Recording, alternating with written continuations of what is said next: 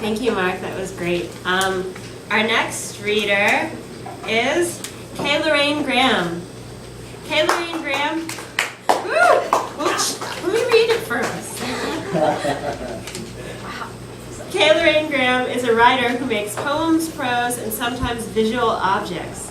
She's the author of Terminal Humming from Agitprop and several chapbooks. Most recently, Large Waves to Large Obstacles. A series of procedural translations from classical Chinese. She recently earned her MFA in cross-genre writing from the University of California, San Diego, and co-curates the Agitprop reading series. You can find her online at spooksbyme.org. Please join me in welcoming Lorraine Graham. I'm really thrilled to be here. One of the best things about being a poet is getting to go to other places and meet other poets that I don't know and hear other people's work.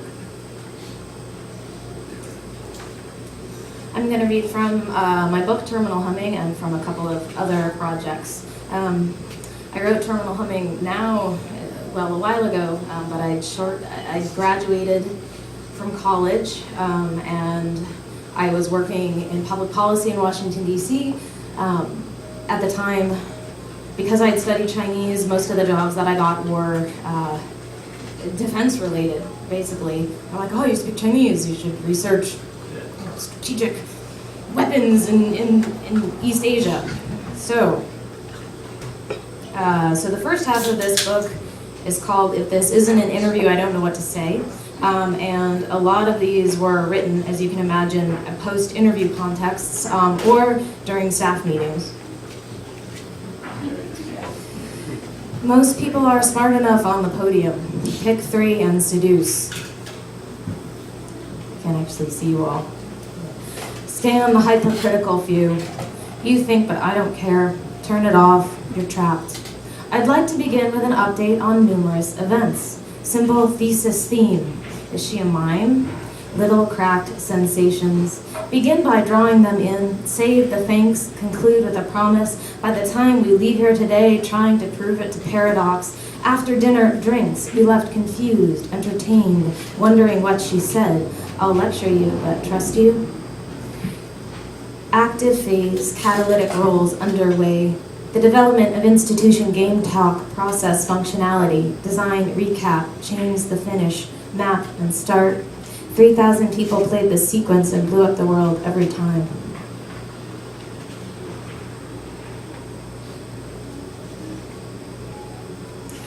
Budget office chairs for more serious perversions. This day leaves evanescent sexy incantation, not sexy like sex or computer, pellet, nutrition. There's enough space under my desk. Dear God, please erase BeliefNet browser history and altsex.com. Bored Girl Scout cookies all shacked. Eat 5. High singing sergeants on the West Terrace. In jail. Compile recipes for fish and cold warm weather soup and salad. Jail's got it good in the utility bill, in the admin with a capital L for no, I don't know where it is, or read the news, sub-Siberian vodka, nostalgia, won't that get you through labor camp winter or possible execution? I used cookie dough, but I baked it in a muffin pan.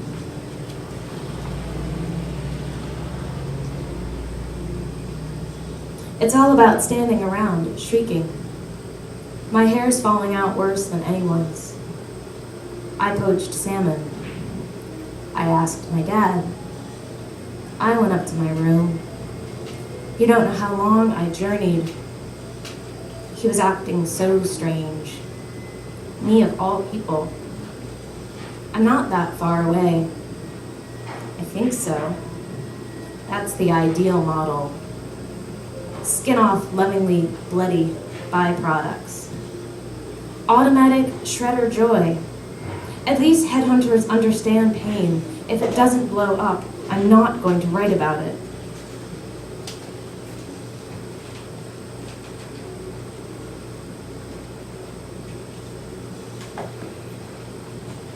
Haughty little hands, Self-fulfillment is a road, a secret weapon keeping company with impressive snoopers, exploring and exploiting and embracing uncensored, bold, beautiful badness.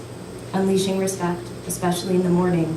To envelop, a back push, head heart pushing, either an easy attitude adjustment or a dial it up, lock and load. Don't think sweet cakes, just emote, you know. Sex.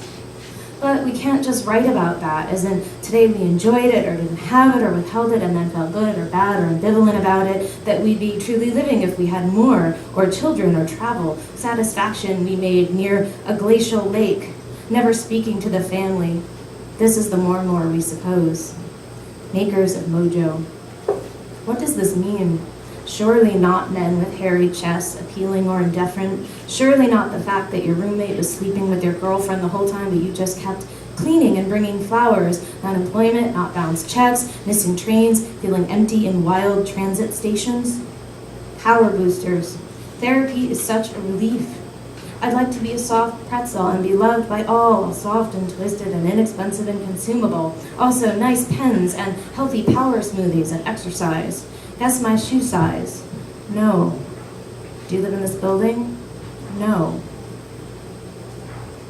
Tell me you love me. Do you love me? Who could love me? He might love me. He loves her. She loves him. She doesn't love him or her. She doesn't deserve him or her, but could you love me? Might you?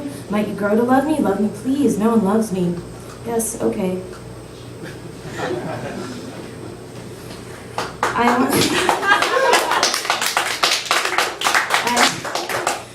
I once saw a PBS special where the wife didn't love her husband.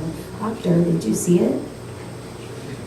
As a person, we are free and beautiful and assertive, and we have a nice bicycle and nice bicycle gear. With organic vegetables, we make Jell-O, even though we don't eat Jell-O anymore. Have had several interactions, planning more, and I'm also planning to put a roof on my cubicle.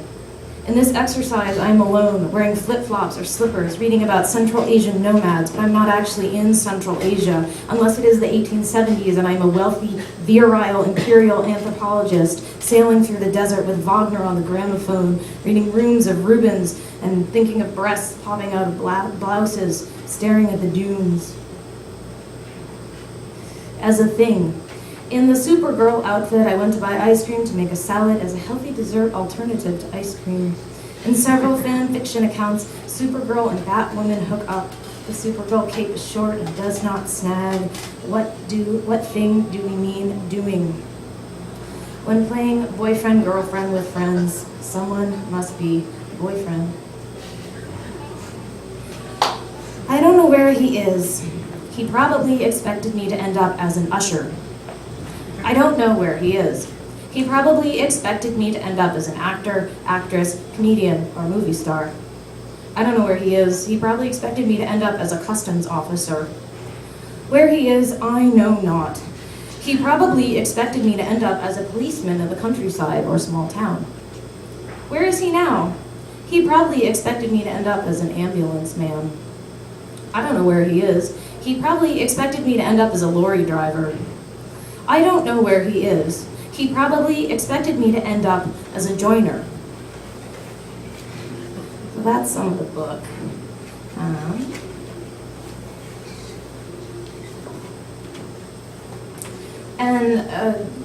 This manuscript is thinking through a couple of different things. One of them is the ever-present paranoia of employment. And the other thing is that I was doing some archival research on Leslie Scalapino. She's a poet. Yes. She was a San Francisco poet and playwright and fiction writer who recently passed away. And her archives are at the University of California, San Diego, where I was in school. And as I started doing this project, I learned that she was dying of cancer. And so, yeah, I'm still not sure what else to say about that, but that obviously altered the trajectory of the project. And there's a lot of Leslie Scalapino quotes in here, and they're documented in the manuscript, but I'm not going to document them when I read, but if you're curious about it, you can ask me later. to have violated or going against the procedures of the memoir or autobiography by doing them. She knew that she could die, that she would. Actions are nothing. This is impossible. Have used them up, and writing isn't anything. The older poet, very sick in the hospital during the crisis, and not stylized, or is loved, and geared to this, writing. For several years, I've been making a long list poem called Job or Employment. The poem is a list of jobs. Sometimes the name of the job was preceded by the phrase, I could be a, or you could be a, etc. Last Thursday, I added bellhop to the list. One of my former students told me that his mother was a bellhop for a Four Seasons hotel and that she made good money through tipping. When my former student told me this, we were riding the bus. I have no car. My former student has a car, but he says that he takes the bus to save money. I was a horrible waitress, but I've often wished I could be a good one, since I made more per hour at the fancy yacht club restaurant than I ever have at any other job since, even though I dumped a rack of lamb with blackcurrant coulis onto the lap of a woman who'd arrived that morning on a yacht that she paid someone else to sail up from Puerto Rico. She told me that she'd have to have her pants cleaned, that I'd ruined her travel pants. My former student's mother is from Puerto Rico. My friend Chris, who I went to school with, is half Puerto Rican, but his mom now lives in Houston. My former boss, where I was an ineffective administrative associate, was married to a woman from Puerto Rico. They spend 6 weeks there every year, usually during the winter holidays. Context changes, emotion shifts. Behavior and emotions are objects, and objects are defined by each other, always. Nothing is itself, because in no instant is anything being in a stable way. Writing, since it is conceptual, is separate from action, but may itself be action by engaging that gap of separation.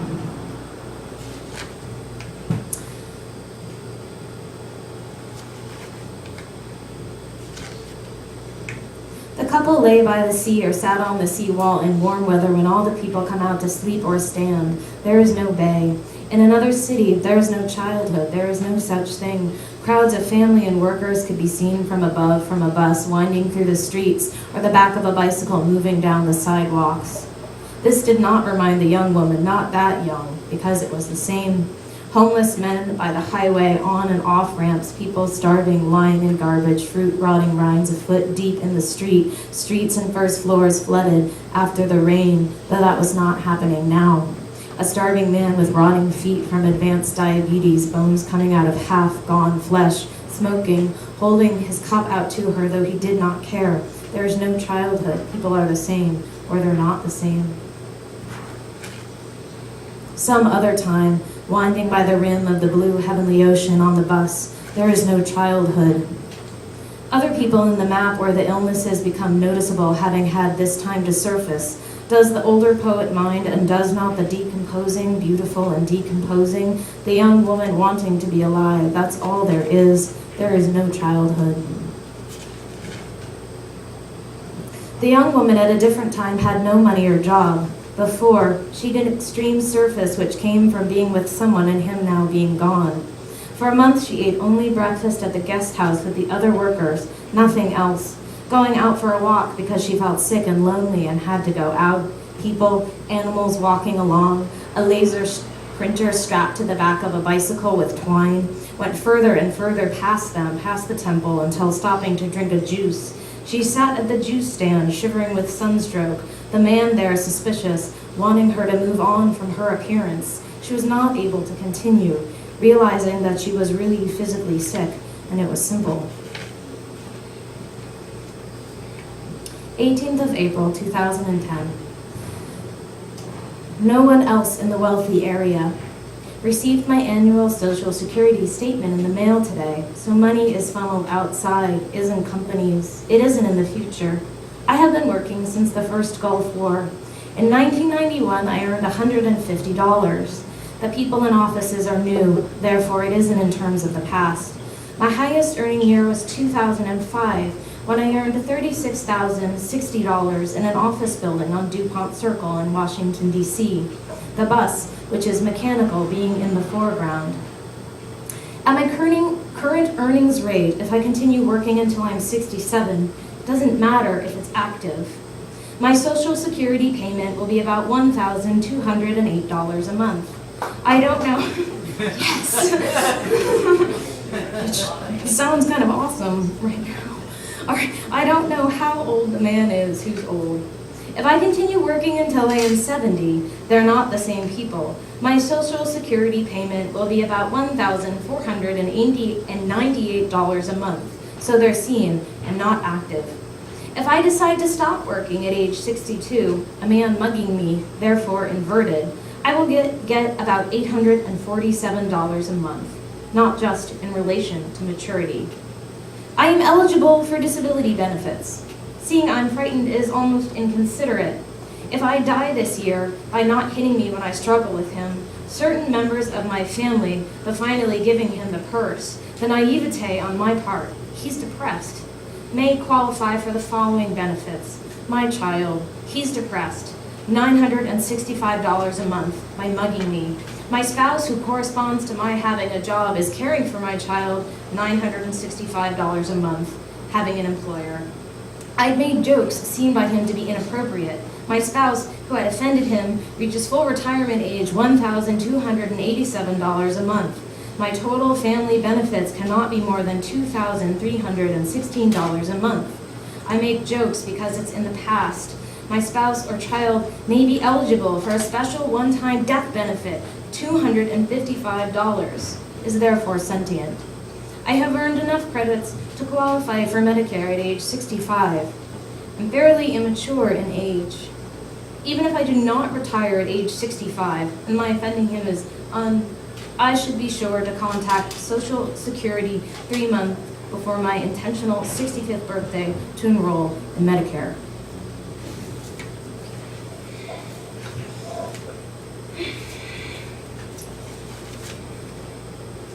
And then I'll end with something slightly more chipper.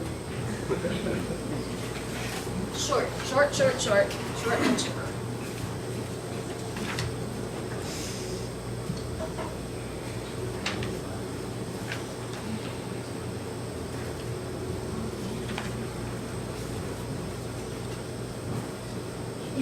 It's not chipper, I'm sorry.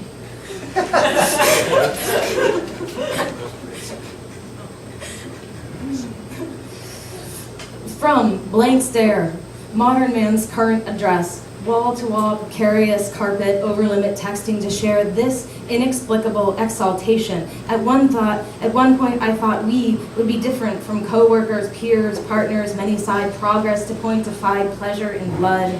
Mantle of apartments with no mantle or fire. Look at this, slip the social. A military ship used to moor there. But what kind of ship? What kind of hawk? Bless you. What kind of street to walk on at night to the club in shoes that give us shin splints? Wake up in love with each other, with the rat on the carpet. Irony, outer voice of critique as principal affectation, a demonic tendency to marry and divorce, to turn off the new phone, everyday perversity, don't eat breakfast until headache, nausea, breakfast as universal ruin. Hello, solitary bee, where is your hive? A mob of bees at my door, a swarm around the administrative building, trying to live in an administrative building. I'd like to love you at the expense of the poem. I'd like a new watch. Forced upon challenge as if employment, choice as street as don't sit on the grass, traveling alone through a landscape and inevitable birds, friends, fight, brought the cloud cover with us.